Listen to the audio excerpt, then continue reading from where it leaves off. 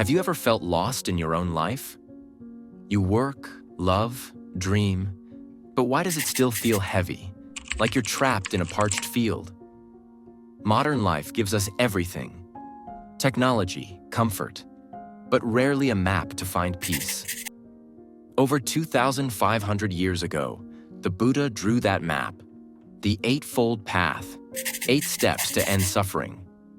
In the Nikaya Tripitaka, he grouped them into 3: morality, concentration, wisdom, like the roots, trunk, and blossoms of a living tree. Today, we'll walk this path together, not to escape life, but to live it freely, truly. Stay with me. This journey is for you. Part 1. The Eightfold Path. The Way of Life. What's the Eightfold Path? In the Sutra Pitaka Nikaya, the Buddha called it Magga, the middle way, guiding you out of suffering without extremes. He split it into 8 branches, grouped into 3: morality, concentration, wisdom. Picture it like a tree. Morality roots you firm, concentration nurtures your soul, wisdom blooms as awakening. These aren't rigid rules. They're a way to live so you're no longer swept away by storms of desire or anger. The Buddha didn't tell you to abandon everything for a mountain cave or chase desires until you're spent. In the Dhammacakkappavattana Sutta, he said, "I found the middle way." It's so practical you can start today, whether you're driving, working, or sitting with family. The Eightfold Path invites you to live right, live clear, live free, and the Nikaya Tripitaka shows us how. Part 2. Morality, the roots of stability. The first group, morality. Right speech, right action, right livelihood.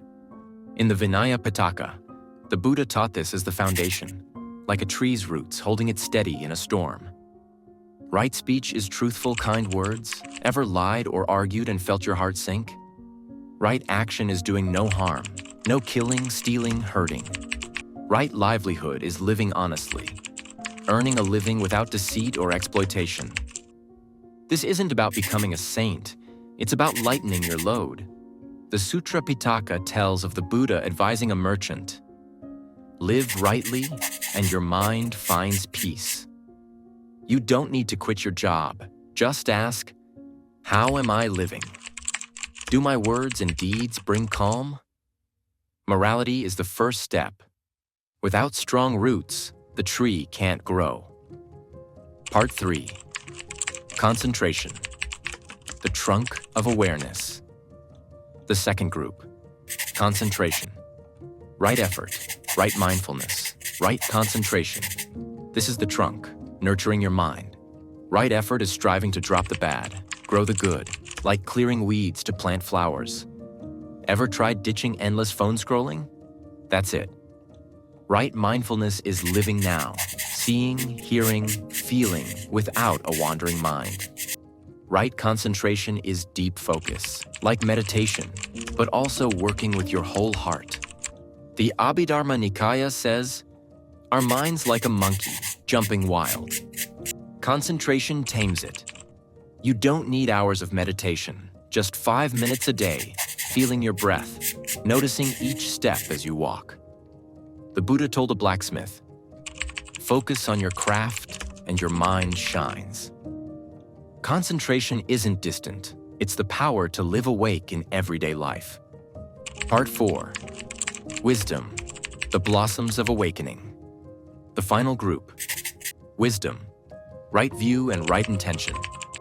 These are the blossoms, the fruit of morality and concentration. Right view is seeing reality clearly, like knowing everything changes, nothing's worth clinging to forever. Right intention is thinking without greed or hate, like choosing forgiveness over anger, release over grasping. But the Buddha went deeper in the Sutra Pitaka. A person can be brilliant, learned, a master of books.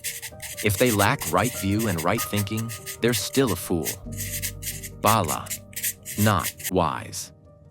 True wisdom isn't a pile of facts out there.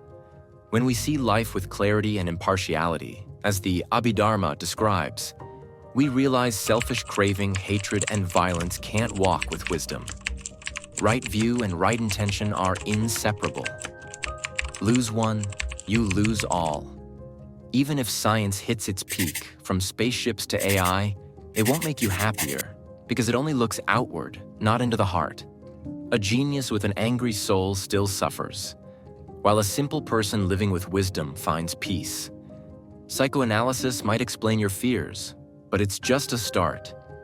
The inner world Buddhism explores is 1,000 times deeper. Ever been mad at someone all day, then realized it's pointless? That's wisdom blooming.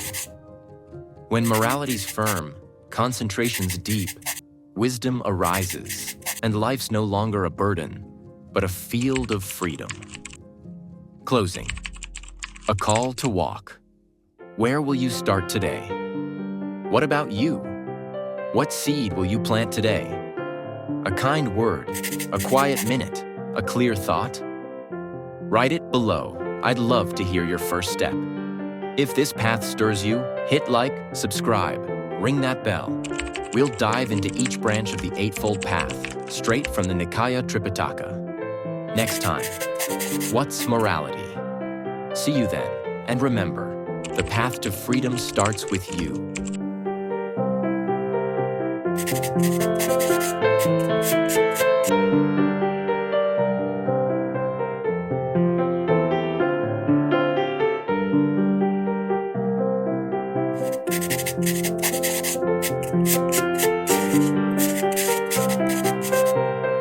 Thank you.